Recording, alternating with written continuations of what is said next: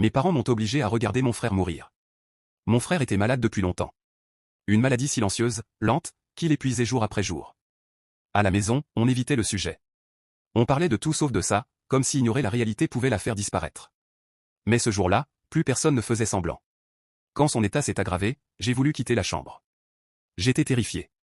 Je ne comprenais pas ce qui se passait, seulement que quelque chose de grave était en train d'arriver. Mon père m'a retenu. Ma mère a murmuré que je devais rester. Que c'était important. Que je devais comprendre. Je ne savais pas ce que je devais comprendre. Mon frère était allongé, très pâle, presque méconnaissable.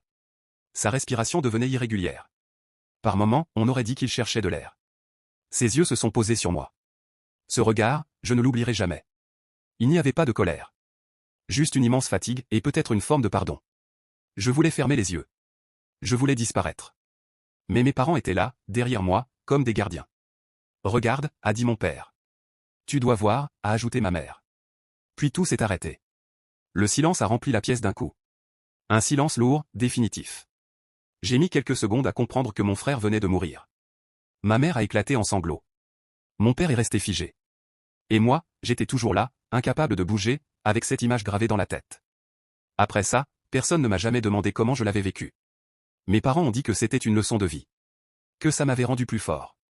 Que certaines choses devaient être vues pour être comprises. Mais avec le temps, j'ai compris autre chose. Ils ne m'ont pas obligé à regarder pour m'apprendre la vie. Ils m'ont obligé à regarder pour ne pas être les seuls à porter cette image. Parfois je me demande s'ils ne se sentent pas eux-mêmes responsables de sa mort, mais je sais bien que je ne pourrai sûrement jamais avoir de réponse à mes questions.